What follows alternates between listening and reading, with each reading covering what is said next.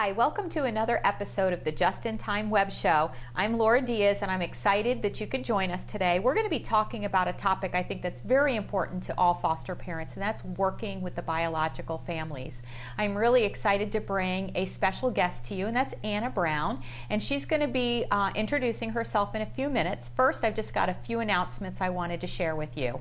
We have an upcoming training on January 24th, and this is the third in our series on the new independent living legislation.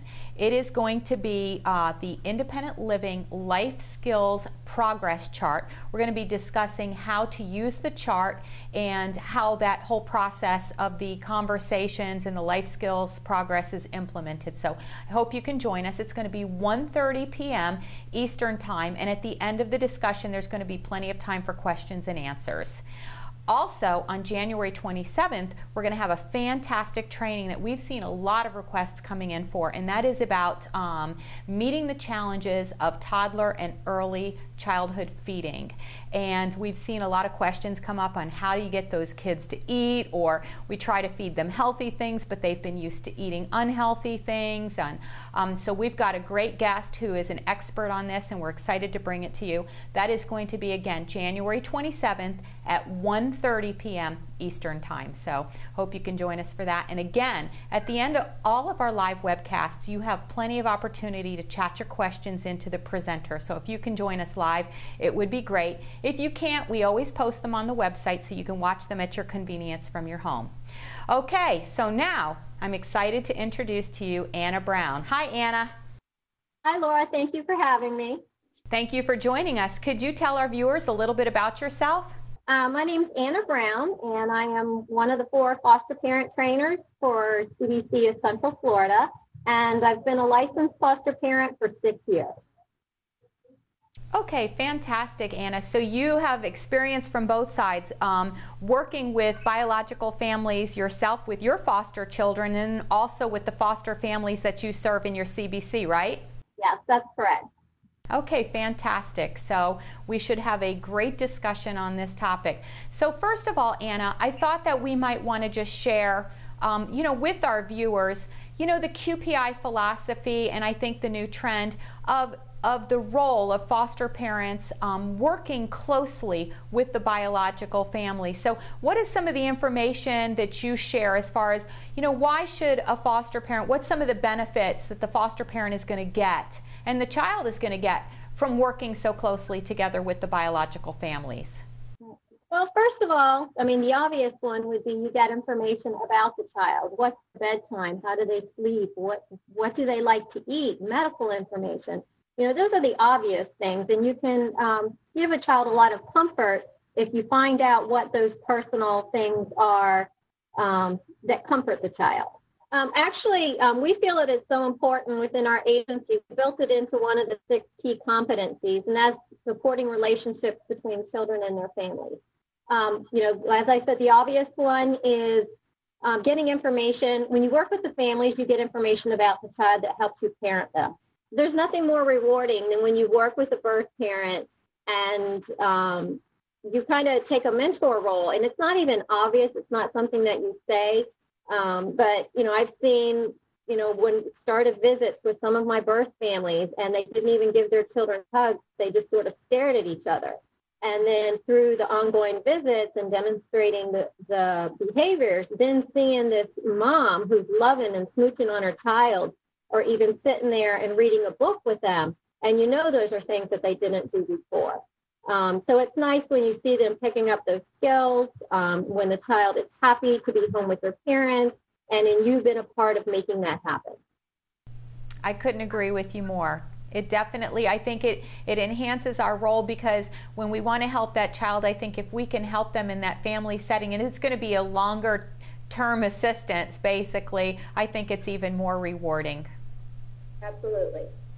So when you have a new foster family come in and you're just kind of embarking on this role, like we're going to work together with the biological families, what are some of the tips that you give them in starting up that relationship, like right out of the gate?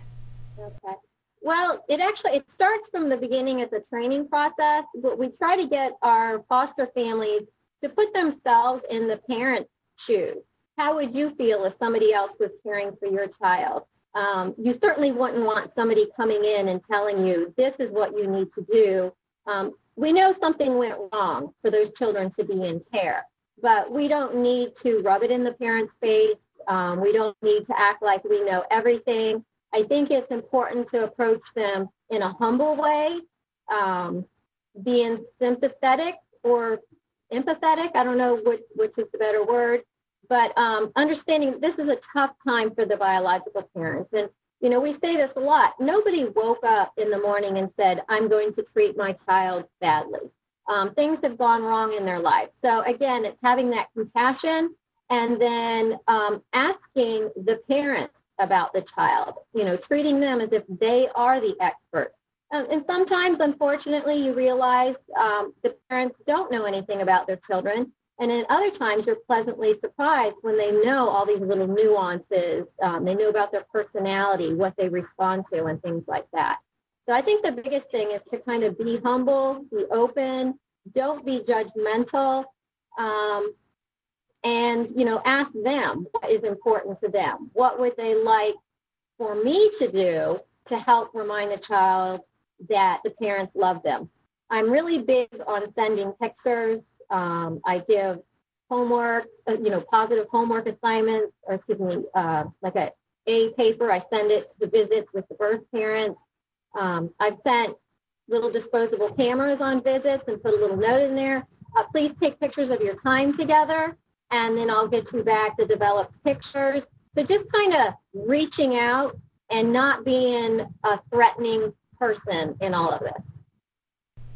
I think that's definitely some great tips, because I think some of the things I do hear frequently is that some of the conflicts in the relationship, I think, is because the parents think that we are judging them, or we're holding their past against them. And I think that that's good to be humble and to, you know, and to try to encourage them and take that mentor role.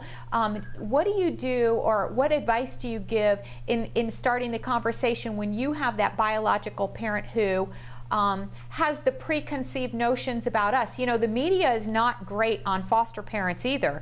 So we go in with this opinion about the biological families, like, oh, how terrible what they did. But they also think some pretty bad things about us, because the media does not portray us the best.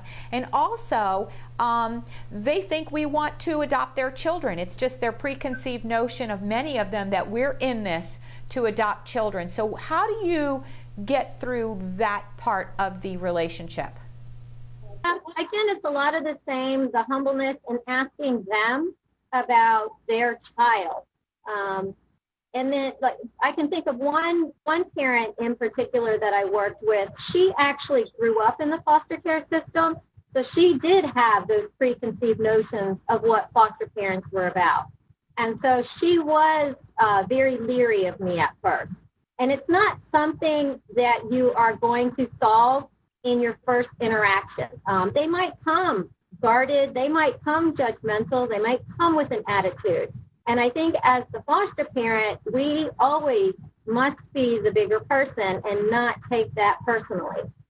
Because as I learned where this woman came from and what her history was and why she had her opinions about me, it made sense.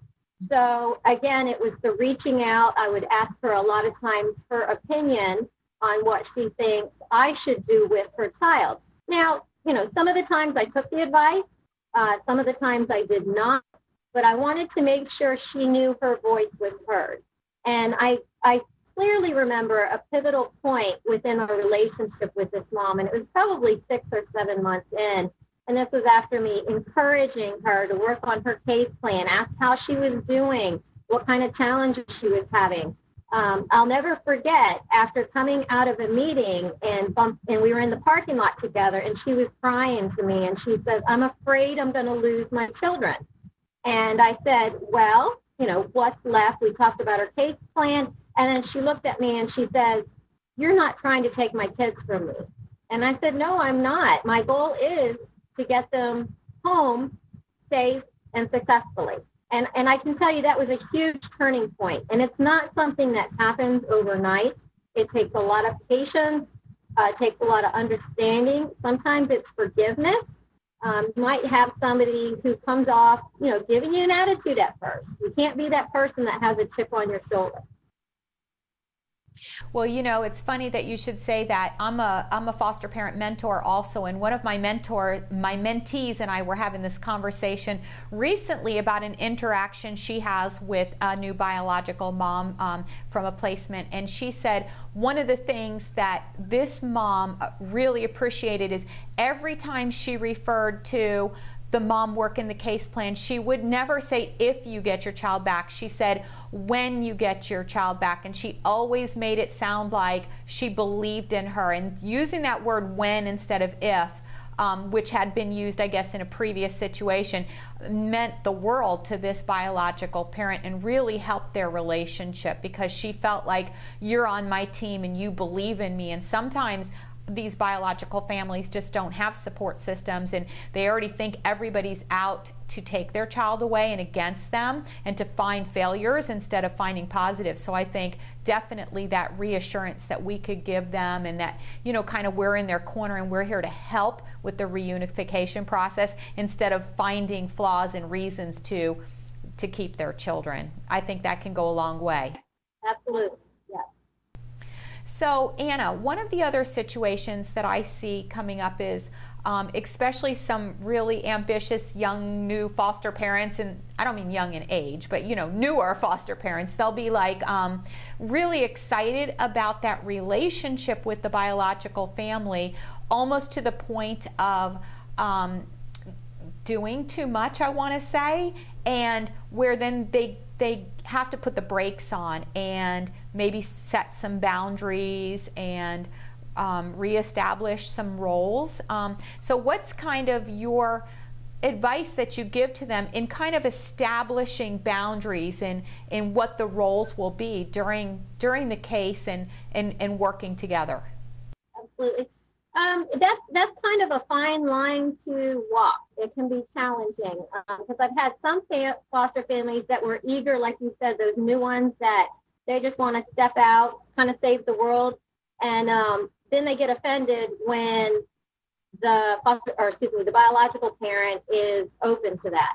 But establishing the boundaries, yes, you have to be very careful.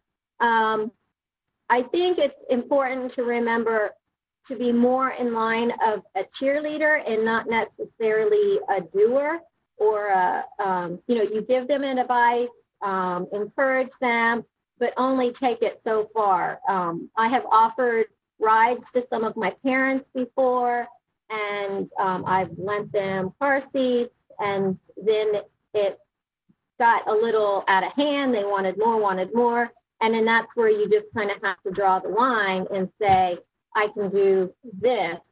Basically, I try to take it from a non-confrontational way. Like, really inside, I might feel like I'm being taken advantage of. But I would not say, hey, I'm given a lot more here. I wouldn't say that. I usually come up with a reason that prevents me from doing these things. Right. I'd love to, but I can't, right?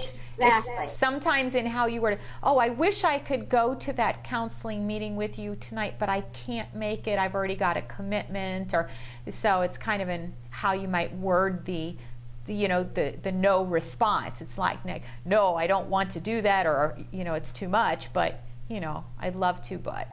Right. And then also to take it a step further and then kind of brainstorm ideas on how they can make it happen themselves, because sometimes they don't have that ability to problem solve, or they, like you had said earlier, they don't have that support system in place. And so sometimes you have to brainstorm and help them come up with ideas. All right, that's a great point. Just other resources. Sometimes when we appear to be the only resource, it's very easy for them to become dependent on us. So maybe the solution is helping them find other resources and solutions. Yes, exactly. Mm-hmm. Good point. Very good point. What about, Anna, when you're maybe you're with the biological parent, or you're having some communication and something happens that you feel you need to report, a negative situation? How do you communicate with the case manager and report something, and let's say you have a great relationship going with this biological parent, but something happens, if you report it and it gets to the case manager and then they say, hey, foster mom said you did this, then you have that break in your relationship. So how do you work together with your case manager to say, look, I've got to report something, but it has to be done in that way that it's not going to create a conflict in the relationship? Oh boy, that's tough. And I've been in that uncomfortable situation before. I had a little boy, he was 3-4 years old. Parents were working very diligently on their case plan. They were very close to reunification, doing unsupervised visits, and they brought him back to me. And for whatever reason, the dad shared with me he got into a fist fight with somebody in front of his son. And I was pretty disappointed, pretty upset, and because I was concerned for their son. They worked so hard on their plan. And then I basically, in the moment, I said, what are you doing? You worked so hard on this case plan. Why would you make such why would you make such a bad choice? And we kind of had a little bit of raised voices with each other. And I told him point blank, you realize I do have to report this. And so anyway, we left. And again, I don't know if I'm sharing too much, but I'm just going to roll with this, okay? I told him, I said, I have to report this. I can't, not report it. So about an hour after the visit, he called me up and he said something to the effect of, oh, it never happened. He kind of lied and said, I just said that to you to kind of impress you and things like that. And I said, well, that's all well and good, but I still have to report it. I did report it to the case manager. In my case, I was very straightforward and open. I don't come out and tell people I'm on team child, but I find ways of conveying that message. And typically, I have come to the point where I have had to come out and say, this same father, the child was reunified with the parents. Some things happened, and he ended up back in care. And he says, whose side are you on? Are you going to help us out, or are you going to help the system out? And I said, I'm on RP side, the child side. And I make it very clear, I do have to report the information. Ironically, they did go for TPR on this little boy, and this father, who we had been through some good times and some bad times, including a verbal argument in the parking lot. When they went for TPR, he asked me if I would be interested in adopting his son, because he said, in spite of our disagreements, he knew I always had his son's best interest at heart. So I feel like those direct conversations, they feel very uncomfortable sometimes. And, you pick your battles. You don't have to tell them, hey, I'm all about the kid. You don't have to be that much in their face.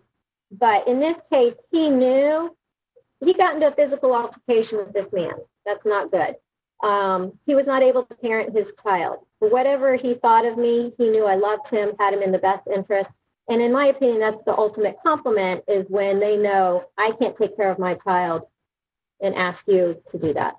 So Anna, one of the, I think, key components to building this relationship now is supervising visits. And do you have some advice and tips that you give foster families to really effectively supervise visits and not only, bridge the gap, like working together, that you're all together, but also to use your influence in that mentor role while you're in the visit? Absolutely. Make the visits all about the family and helping them support their relationship. It comes back to that non-judgment.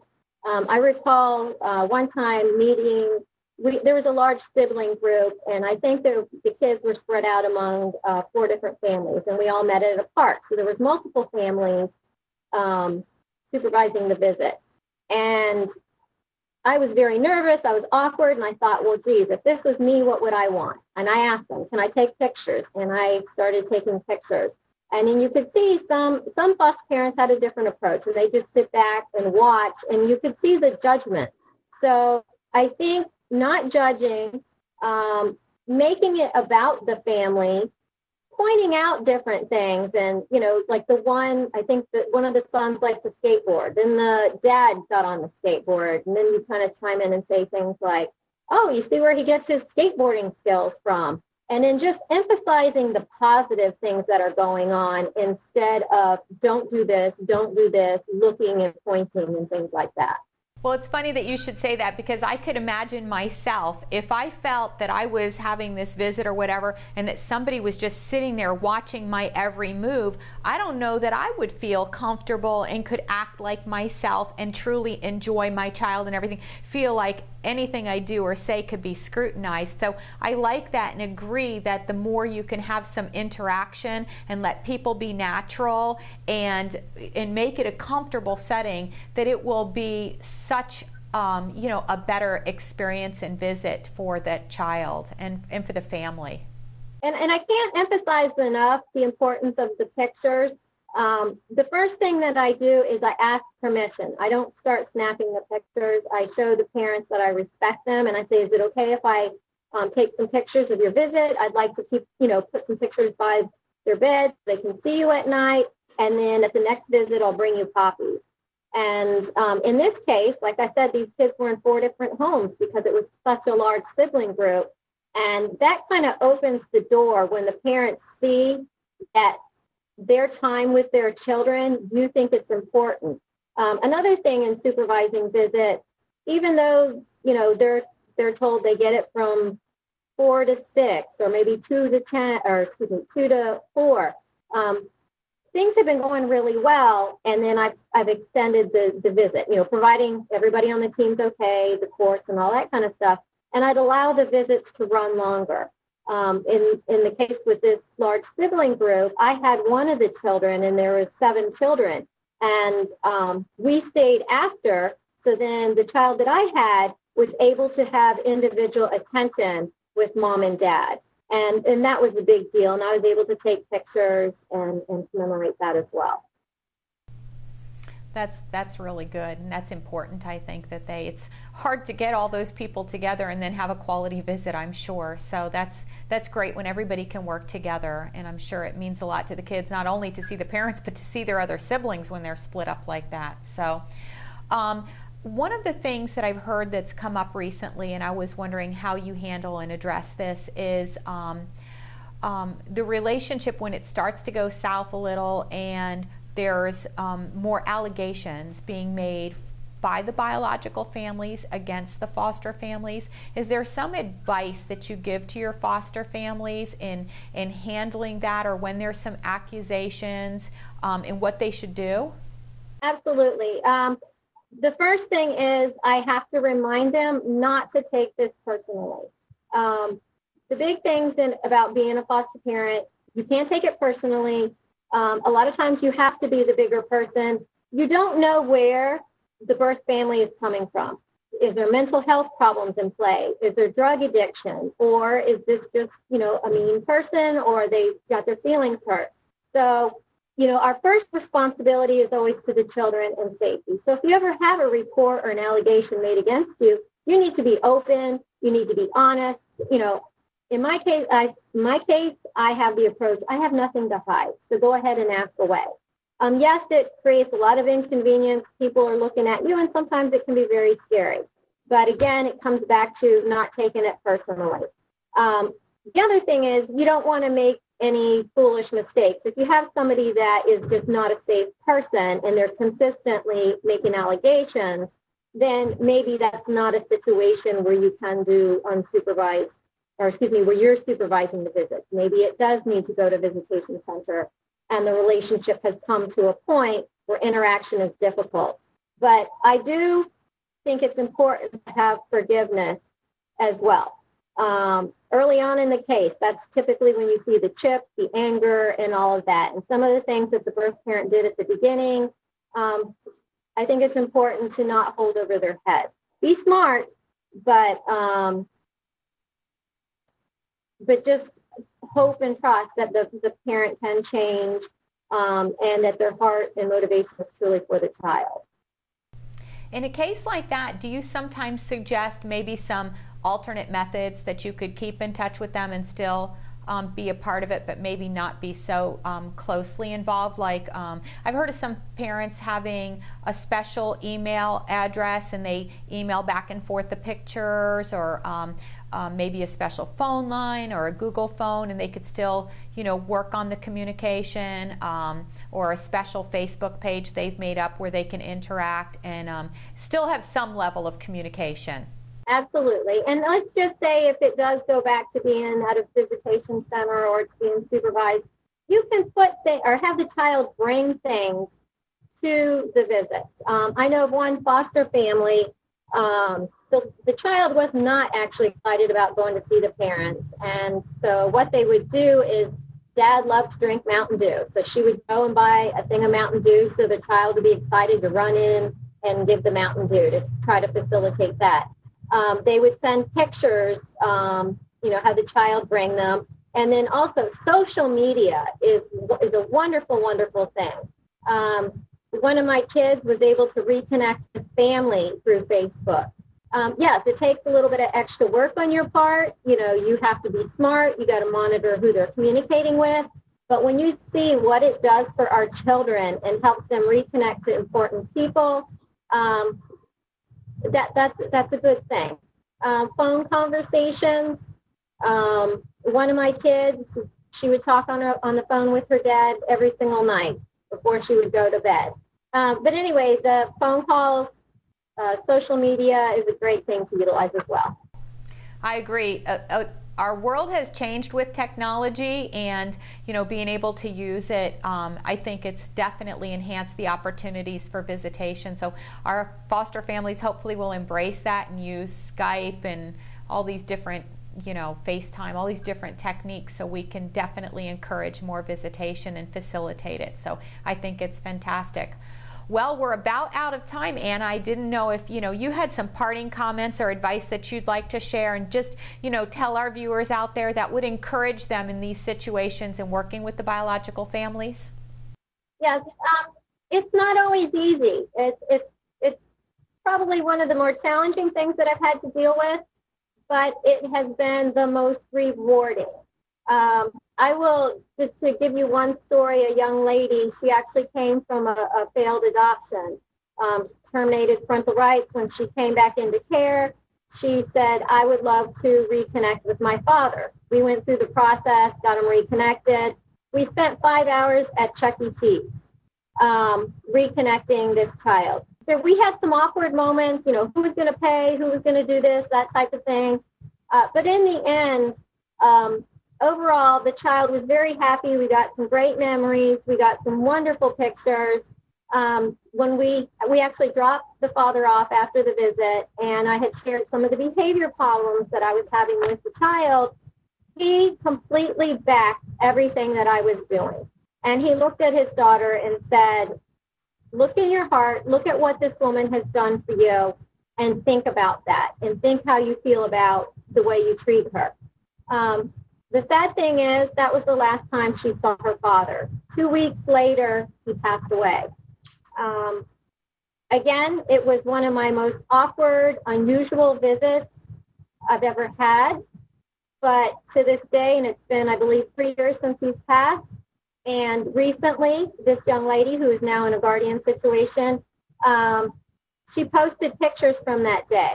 And she posted the best days of my life, or the best day of my life. Aww. And so it just reinforces that moment of the awkwardness, those uncomfortable conversations. It's all worth it when you can create these positive memories. The kids are remembering the bad memories, but let's encourage the positive memories too.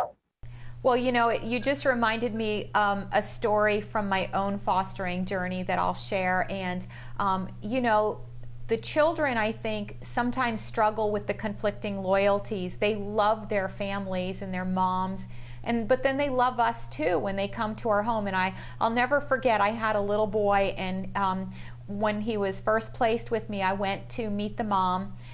to do a visit in person. And it's so funny because he was so excited to see her, but he was watching me the entire time in the visit. And of course, I'm talking away to Mom and she's talking to me and everything. And he runs over at the end of the visit and he hugs me and he says, "Thank you for loving my mom." And that was his interpretation of me being there and having a good conversation and bringing him there. So just remember what we're speaking to them in these interactions that we're having with their family, because that is their child and that's a piece of them. And I think it speaks volumes when we can interact. And like I said, it just helps with the whole loyalty issue. You can love your mom and you can love me too. And like you said earlier, they can't have enough people love them. So thank you, Anna, for sharing your insights on this important topic. And we just thank you for everything you're doing with your foster families out there. And thank you to all our viewers for joining us today. And we hope that you've gained some insights. And we just encourage you to work with the biological families and just continue doing this rewarding work. It really means a lot.